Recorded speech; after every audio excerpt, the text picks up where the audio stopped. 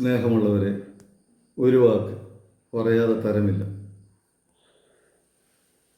കേരളത്തിലെ പോലീസ് ക്രമസമാധാന പാലകരോ അക്രമാസക്തരോ അതോ തെരുവ് ഗുണ്ടകളോ?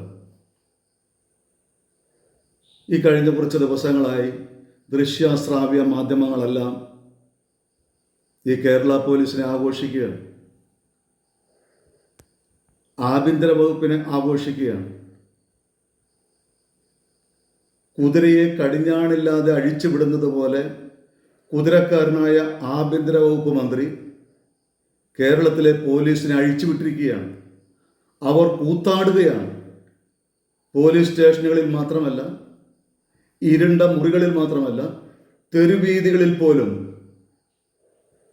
മനുഷ്യത്വരഹിതമായി നികൃഷ്ട ജന്മങ്ങളെപ്പോലെ, നീചന്മാരെ പോലെ കേരളത്തിലെ പോലീസ് അഴിഞ്ഞാടുകയാണ്.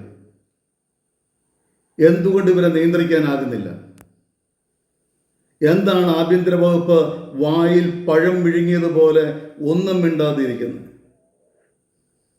ആഭ്യന്തര വകുപ്പിൻ്റെ വായിൽ ചേനയോ ചേമ്പോ വല്ലതും ആയിട്ടുണ്ടോ? എന്തുകൊണ്ട് ആഭ്യന്തര വകുപ്പ് സംസാരിക്കുന്നില്ല? എന്തുകൊണ്ട് ഇവരെ നിയന്ത്രിക്കുന്നില്ല കേരളത്തിലെ പോലീസിനെ? കേരള പോലീസ്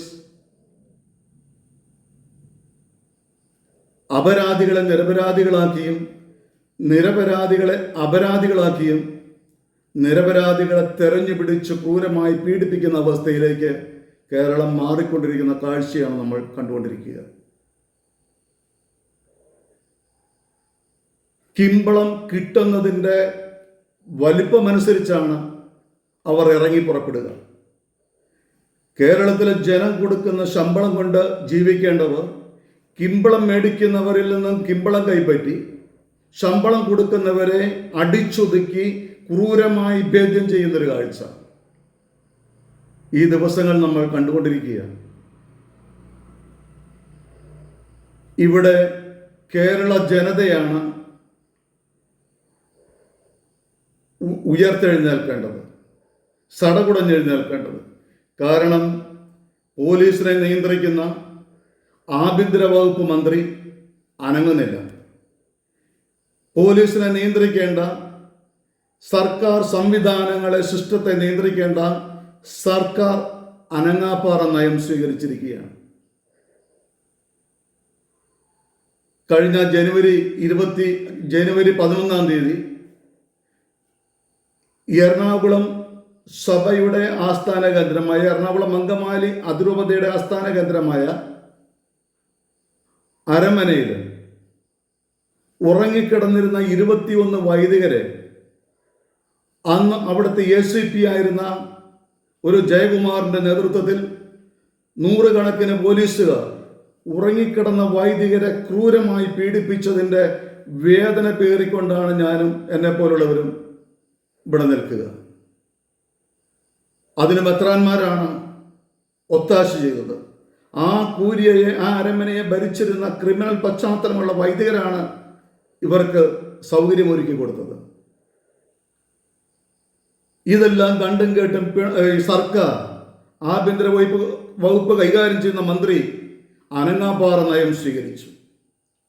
എങ്ങും എവിടെയും അരക്ഷിതാവസ്ഥയാണ്. ക്രമസമാധാനം എന്ന ഒന്ന് ഇന്ന് കേരളത്തിൽ ഇല്ലാതായിരിക്കുന്നു.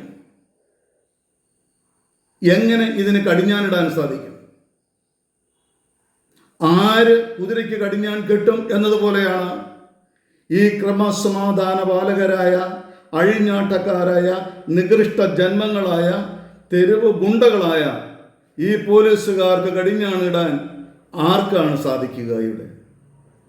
ഇവിടെ പ്രിയപ്പെട്ട കേരള ജനമേ, എനിക്ക് നിങ്ങളോടാണ് പറയാനുള്ളത്. ഞാൻ അടങ്ങുന്ന ഈ കേരള സമൂഹത്തോടാണ് എനിക്ക് പറയുവാനുള്ളത്. CPM എന്നോ കോൺഗ്രസ് എന്നോ BJP എന്നോ RSS എന്നോ മറ്റേതെങ്കിലും സംഘടനകളുടെ പേരിൽ ഭിന്നിച്ചു നിൽക്കാതെ കേരളത്തിലെ ജനത ഒന്നടങ്കം ഒരുമിച്ച് നിന്ന് ഒരുമിച്ച് പോരാടേണ്ട സമയമായിരിക്കുന്നു. നമ്മൾ കർമ്മരംഗത്തേക്ക് ഇറങ്ങേണ്ടിയിരിക്കുന്നു. പോലീസ് ഏത് രീതിയിൽ പ്രതികരിക്കുന്നത് അതേ നാണയത്തിൽ തിരിച്ചടിക്കാൻ നമ്മൾ നിർബന്ധിതരായിരിക്കുന്നു. ഇറങ്ങി പുറപ്പെടുക തന്നെ വേണം. ഇനിയും ഇത് വച്ച് മുന്നോട്ട് പോയാൽ കേരളത്തിൽ നിരപരാധികൾ ഇനിയും ക്രൂരമായി പീഡിപ്പിക്കപ്പെടുക തന്നെ ചെയ്യും. അവർക്ക് മനുഷ്യത്വം മരവിച്ചിരിക്കുന്നു. അവരിൽ മനുഷ്യവാസന ഇല്ലാതായിരിക്കുന്നു. ഇവർ എന്നാ പറയുക, MDMA തുടങ്ങിയ ഈ ലഹരി പദാർത്ഥങ്ങൾ ഉപയോഗിക്കുന്നവരാണോ എന്ന് സംശയിക്കേണ്ടിയിരിക്കുന്നു. കാരണം ബുദ്ധിയും ബോധവും എല്ലാം നശിച്ച് വികൃതമായ മാനസിക വൈകൃതങ്ങൾക്ക് അടിമകളായിട്ടെന്നതുപോലെയാണ് ഇന്നത്തെ കേരള പോലീസ് പ്രവർത്തിച്ചുകൊണ്ടിരിക്കുക. ഈ പോലീസിന്റെ അഴിഞ്ഞാട്ടം ഇവിടെ അവസാനിപ്പിച്ചില്ല എങ്കിൽ കേരളത്തിലെ പ്രിയപ്പെട്ട സഹോദരങ്ങളെ, ഞാനും നിങ്ങളും ഇന്നല്ലെങ്കിൽ നാളെ ഇവരുടെ കൈക്കരുത്തിന് ഇവരുടെ കാൽക്കരുത്തിന് ഇരയാകും എന്ന് ഓർമ്മിപ്പിച്ചുകൊണ്ട് എത്രയും പെട്ടെന്ന് കക്ഷി രാഷ്ട്രീയ ഭേദമന്യേ സകല ജനങ്ങളും ഉണർന്ന് പ്രവർത്തിച്ച ഇവർക്കെതിരെ പോരാടി കേരളത്തിലെ ക്രമസമാധാന പാലനം ഏറ്റവും നല്ല രീതിയിലാക്കി തീർക്കുവാൻ പ്രയത്നിക്കണമെന്ന് അഭ്യർത്ഥിച്ചുകൊണ്ട് നിർത്തുന്നു. നന്ദി.